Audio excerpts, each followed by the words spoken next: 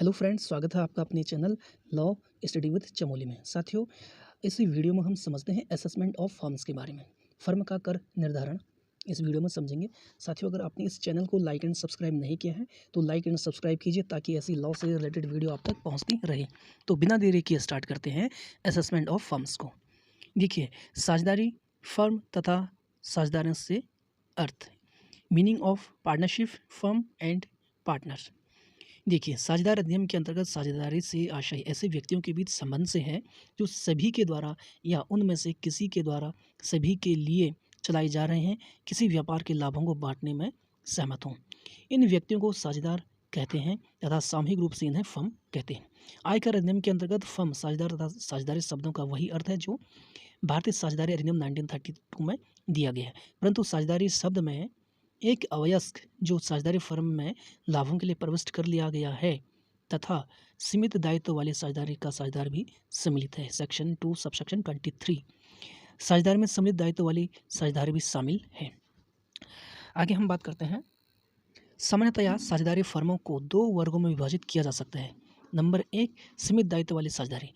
सीमित दायित्व वाली साझेदारी फर्म के साझेदारों का दायित्व फर्म में उनके द्वारा दी गई पूंजी तक सीमित होता है। दूसरा, असीमित दायित्व वाली साझेदारी। इस प्रकार की फर्मों के साझेदारों का दायित्व असीमित होता है, अर्थात फर्म के लेनदार एवं ऋणदाता अपनी राशि फर्म की संपत्तियों से तथा साझेदारी की निजी संपत्ति से भी वसूल कर सकते हैं। बी पॉइंट जो है इसमें, सीमित दायित्व वाली एवं असीमित दायित्व वाली फर्मों को पुनः यानी दोबारा दो वर्ग में विभाजित किया जा सकता है। पहला, फर्म जो धारा 184 में वर्णित शर्तों को पूरा करती है। ऐसी दशा में व्यवसाय एवं पैसे की आय, बिजनेस एंड प्रोफेशन की इनकम हेड में इनकम की कैलकुलेशन करते समय सेक्शन 40B में वर्णित प्रावधानों के अनुसार साझेदारों को देय ब्याज एवं पारिश्रमिक की कटौती मिलती है। सेकेंड है, फर्म जो सेक्शन 184 में वर्णित शर्तों को पूरा नहीं करती, ऐसी कंडीशन में सेक्शन 185 के प्रोविजन अप्लाई होते हैं एवं बिजनेस एवं प्रोफेशन की इनकम हेड में आय की कैलकुलेशन करते समय साझेदारों को देय ब्याज एवं पारिश्रमिक की कटौती नहीं मिलती। देखिए, उपरोक्त में जो हमने बात की, ए एंड बी में वर्णित फर्मों के कर निर्धारण से संबंधित प्रावधान सामान्यतया समान हैं। ठीक, अब हम आगे बात करते हैं। साझेदार कौन हो सकता है? एक व्यक्ति, इंडिविजुअल, वे व्यक्ति जो वयस्क तथा स्वस्थ मस्तिष्क के हैं फर्म के साझेदार हो सकते हैं। एक अवयस्क भी फर्म के लाभों के लिए साझेदारी में शामिल किया जा सकता है, परंतु एक वैध साझेदारी के लिए कम से कम 2 वयस्क साझेदार का होना जरूरी है। हिंदू अनडिवाइडेड फैमिली यानी HUF, हिंदू अविभाजित परिवार साझेदारी फर्म में साझेदार नहीं हो सकता। इसी प्रकार परिवार का कर्ता अपने व्यक्तिगत रूप में अपने परिवार से साझेदारी नहीं कर सकता। हाँ, परिवार का कर्ता अथवा अन्य कोई सदस्य, चाहे पुरुष अथवा महिला, परिवार की ओर से अन्य किसी बाहरी व्यक्ति से साझेदारी कर सकता है। उस फर्म में परिवार के अन्य सदस्य स्वतः ही साझेदार नहीं बन जाते हैं, परंतु साझेदारी फर्म के लेनदारों को अधिकार होगा कि वे अपने ऋण की वसूली हिंदू अविभाजित परिवार की संयुक्त संपत्ति से या गैर साझेदार सहभागियों के भाग से कर सकते हैं। आगे हम बात करते हैं। एक फर्म दूसरी फर्म के साथ अथवा एक व्यक्ति के साथ साझेदारी नहीं कर सकती। ठीक, साझेदारी समझें। एक फर्म का साझेदार दूसरी फर्म में साझेदार हो सकता है या दो फर्मों के समस्त साझेदार आपस में मिलकर एक बड़ी साझेदारी फर्म बना सकते हैं। ठीक, आगे हम बात करते हैं। जब दो भिन्न भिन्न समझौते के आधार पर एक ही साझेदार द्वारा बनाई जाती है तो वह एक ही फर्म है या नहीं, इस बात पर निर्भर करती है कि साझेदारों का प्रबंध, वित्त तथा अन्य बातों के आपस में मिश्रण के संबंध में क्या इरादा है और इरादे का क्या सबूत है। ठीक, ये कहा था DY commissioner of ST versus VK केलू कुट्टी के मामले में। ठीक, कंपनी के बारे में। कंपनी अधिनियम के अनुसार कंपनी एक पृथक कानूनी व्यक्ति है और अपनी अस्तित्व रखती है, अतः 2 या 2 से अधिक कंपनी एक फर्म में साझेदार हो सकती हैं। इसी प्रकार एक कंपनी एक व्यक्ति से भी साझेदारी कर सकती है। ट्रस्ट किसी फर्म में साझेदार हो सकता है। फर्म के रूप में कर निर्धारण, एक फर्म पर कर के रूप में कर निर्धारण होगा यदि साझेदारी एक प्रलेख के आधार पर बनी है।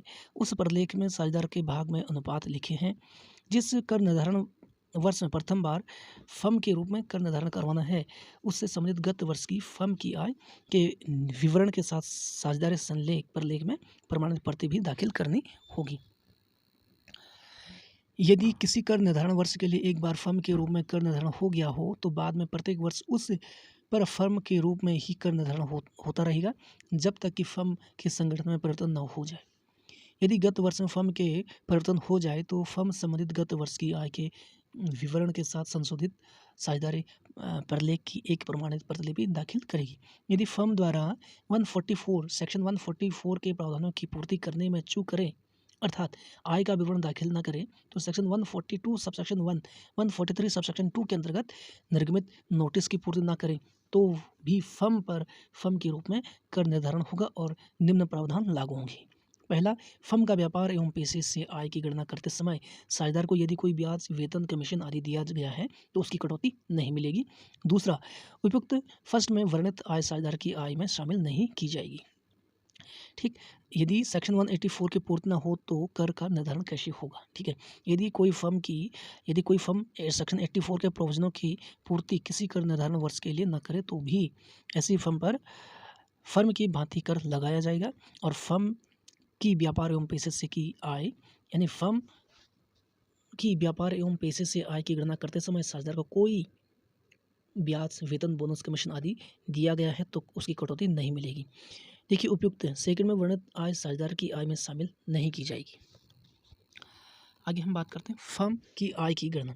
फर्म की व्यापार एवं पेशे से आय की गणना करते समय साझेदार को फर्म से प्राप्त या अप्राप्य कोई ब्याज, वेतन, बोनस, कमीशन अथवा पारिश्रमिक जितना धारा 40B के अंतर्गत अस्वीकृत हो व्यापार अथवा पेशे के शीर्षक में शामिल होगा। पारिश्रमिक में वेतन, बोनस, कमीशन आदि शामिल है। सेक्शन 40B के अंतर्गत निम्न व्यय अस्वीकृत है। क्या व्यय है? किसी ऐसे साझेदार जो सक्रिय न हो, दिया गया कोई वेतन, बोनस, कमीशन अथवा अन्य प्राथमिक अस्वीकृत है। किसी सक्रिय साझेदार को ऐसे प्राथमिक का भुगतान जो न साझेदारी प्रलेख से अधिकृत हो और न प्रलेख की शर्तों के अनुसार हो, अस्वीकृत है। किसी साझेदार को ऐसे ब्याज का भुगतान जो न साझेदार प्रलेख से अधिकृत हो और न प्रलेख की शर्तों के अनुसार हो, अस्वीकृत है। आगे हम बात करते हैं किसी सक्रिय साझेदार को साझेदारी प्रलेख में अधिकृत तथा प्रलेख की शर्तों के अनुसार प्रलेख की तिथि से पूर्व पारिश्रमिक का भुगतान, जबकि ऐसा भुगतान उससे पूर्व की अवधि के लिए अधिकृत नहीं था, अस्वीकृत है। अथवा किसी सक्रिय साझेदार को साझेदारी प्रलेख से अधिकृत तथा प्रलेख की शर्तों के अनुसार प्रलेख की तिथि के बाद की अवधि के लिए पारिश्रमिक के भुगतान की कटौती स्वीकृत होगी। अतः पारिश्रमिक साझेदारी प्रलेख की तिथि के बाद देय होना चाहिए। किसी पूर्व के साझेदारी प्रलेख से अधिकृत तथा साझेदारी प्रलेख की शर्तों के अनुसार किसी साझेदार को आगे आने वाली अवधि के लिए ब्याज का भुगतान कटौती के रूप में स्वीकृत होगा। इस प्रकार साझेदारी प्रलेख की तिथि के बाद ब्याज का भुगतान देय होना चाहिए। साझेदारी प्रलेख से अधिकृत तथा प्रलेख की शर्त के अनुसार प्रलेख की तिथि के बाद साझेदार को 12% प्रति वर्ष की दर से अधिक दर से ब्याज का भुगतान अस्वीकृत होगा। ठीक, साझेदारी प्रलेख से अधिकृत तथा प्रलेख की शर्तों के अनुसार प्रलेख की तिथि के बाद की अवधि यानी प्रलेख की तिथि के बाद की अवधि के लिए किसी सक्रिय साझेदार को निम्न सीमा से अधिक पारिश्रमिक भुगतान अस्वीकृत होगा। आगे हम बात करते हैं सेक्शन 40B के स्पष्टीकरण। ठीक, और फिर आगे हम बात करते हैं इसमें लास्ट जो है लाभ हानि खाते का समायोजन। ठीक, यानी adjustment of profit and loss account. यदि किसी फर्म की कुल आय की गणना करने के लिए लाभ हानि खाता दिया हुआ है तो लाभ हानि खाते के लाभ अथवा हानि का समायोजन उसी प्रकार किया जाएगा जैसे व्यापार पेशे के शीर्षक के लाभों की गणना करने के लिए किया जाता है। इसके बाद फर्म के आय व्यापार शीर्षक की गणना किए गए लाभ में जोड़ दी जाती है तथा जो राशि आएगी वह फर्म की सकल कुल आय होगी। सकल कुल आय में से सेक्शन 80 से 80U तक की डिडक्शन को माइनस की जाएगी और शेष फर्म की कुल आय होगी। सेक्शन 80 से 82 तक में से केवल अग्र धाराएं फर्म पर लागू होती हैं। ठीक है, कौन कौन सी धाराएं हैं? Section 80G, 80GGA, 80GGC, 80IA, 80IAB, 80IAC, 80IB, 80IBA, 80IC, 80IE, 80JJA, 80JAAI। ये डिडक्शन सेक्शन 11A में वर्णित अल्पकालीन पूंजी शॉर्ट टर्म कैपिटल गेन एवं सेक्शन 112, 113, 112A में वर्णित दीर्घकालीन पूंजी लाभों में से नहीं दी जाएगी। अब हम आगे बात करते हैं फर्म से एक साझेदार की आय की गणना। एक साझेदार की फर्म से आय की गणना करने के लिए निम्न बातों पर ध्यान देना आवश्यक है। क्या है? पारिश्रमिक। जब साझेदार प्रलय के शर्तों के अनुसार किसी साझेदार को अपनी फर्म से वेतन, बोनस, कमीशन या अन्य पारिश्रमिक मिला हो तो वह वेतन शीर्षक में कर योग्य नहीं होगा, क्योंकि साझेदार फर्म का कर्मचारी नहीं होता, अतः वह यह राशि व्यापार पेशे से लाभों के शीर्षक में कर योग्य है। यदि कोई फर्म अपने साझेदार को सेक्शन 80B के अंतर्गत स्वीकृत राशि से अधिक राशि का ब्याज, वेतन, बोनस अथवा पारिश्रमिक देती है तो ऐसी अधिक राशि साझेदार के हाथ में कर योग्य होगी, क्योंकि इसे फर्म की कुल आय में अवश्य शामिल कर लिया गया होगा और दोहरा करारोपण नहीं किया जा सकता। ब्याज। जब साझेदार को कोई ब्याज साझेदार पर लेख की शर्तों के अनुसार मिला हो, परंतु 12% प्रति वर्ष की दर से अधिक नहीं, तो ऐसा माना जाएगा व्यापार अथवा पेशे, बिजनेस एंड प्रोफेशन के लाभों के शीर्षक में शामिल होगा। आगे हम बात करते हैं किराया। यदि कोई साझेदार अपनी फर्म को अपना भवन किराए पर दे देता है तो उसकी आय मकान संपत्ति से आय शीर्षक में टैक्सेबल होगी। उसके बाद आगे बात करते हैं किराए से मुक्त रहने का मकान। यदि कोई फर्म अपने साझेदार के रहने के लिए किराए से मुक्त मकान दे देती है, जिसके साथ मुक्त बिजली भी दी जाती है, तो फर्म के लिए ऐसे व्यय अस्वीकृत होंगे, अतः यह राशि साझेदार के हाथ में कर योग्य नहीं होगी अथवा अन्यथा दोहरा करारोपण हो जाएगी। लाभ का भाग। फर्म में साझेदार का लाभ का भाग सेक्शन दोबारा समझें लाभ का भाग। फर्म में साझेदार का लाभ का भाग सेक्शन 10(2)A के अंतर्गत कर मुक्त है, अतः यह साझेदार की आय में शामिल नहीं होगा। डिडक्शन के बारे में बात करें तो डिडक्शन एक साझेदार के व्यापार एवं पैसे के लाभों के शीर्षक में कर योग्य आय की गणना करने के लिए निम्न डिडक्शन स्वीकृत हो सकते हैं। फर्म में विनियोग के लिए उधार ली गई पूंजी, चुकाया गया ब्याज, इस बात का कोई प्रभाव नहीं पड़ता कि फर्म इस राशि को अपने व्यापार के लिए प्रयोग करती है या करों को चुकाने के लिए प्रयोग करती है। साझेदार से उधार ली गई पूंजी पर ब्याज की कटौती प्रत्येक दशा में स्वीकृत होगी। यह कटौती तब भी स्वीकृत होगी जब उस हिसाबी वर्ष में फर्म से कोई आय न हो। अपने हिस्से की पूंजी की कमी पर साझेदार द्वारा फर्म को चुकाया गया ब्याज भी कटौती योग्य होगा। कभी कभी साझेदार को अपने पूंजी खाते में एक न्यूनतम राशि का शेष रखना होता है। यदि यह शेष न्यूनतम राशि से कम हो जाता है तो उसे पहले ही निश्चय की गई दर से ब्याज को चुकाना होगा। यह ब्याज जो चुकाया है या देय है साझेदार के यहाँ कटौती योग्य होगा।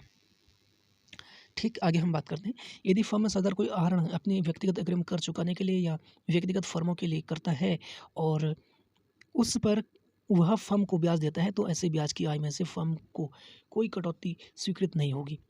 थर्ड, फर्म से पारिश्रमिक कमाने के लिए साझेदारी द्वारा किया गया कोई व्यय कटौती योग्य हो गया। उदाहरण, कार के रख रखाव पर किए गए व्यय तथा कार का ह्रास यानी डेप्रिसिएशन, ट्रैवलिंग एक्सपेंस जो साझेदार ने पारिश्रमिक कमाने के लिए किया हो। फर्म की हानियाँ, इनकी पूर्ति निम्न प्रकार की जाएगी। ठीक है, सट्टे के व्यापार की हानियों की पूर्ति फर्म के सट्टे के व्यापार के लाभों से की जा सकती है तथा अगले 4 वर्ष तक सट्टे के व्यापार के लाभों से पूर्ति करने के लिए आगे ले जाई जा सकती है। गैर सट्टे के व्यापार की हानियों की पूर्ति फर्म के किसी भी व्यापार की आय से की जा सकती है। यह हानि जिस वर्ष में हुई थी उससे अगले 8 वर्ष तक किसी भी व्यापार की आय से पूर्ति के लिए आगे ले जाई जा सकती है।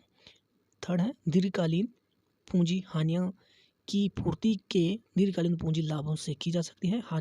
यह हानि जिस वर्ष में हुई थी उससे अगले 8 वर्ष तक दीर्घकालीन पूंजी लॉन्ग टर्म कैपिटल गेन से पूर्ति के लिए आगे ले जाई जा सकती है। अल्पकालीन पूंजी हानियों की पूर्ति फर्म के अल्पकालीन एवं दीर्घकालीन पूंजी लाभों से की जा सकती है। यह हानि जिस वर्ष हुई थी उससे अगले 8 वर्ष तक दीर्घकालीन एवं अल्पकालीन पूंजी लाभ से पूर्ति के लिए आगे ले जाई जा सकती है। तो इसी वीडियो में हमने समझा फर्म्स के बारे में।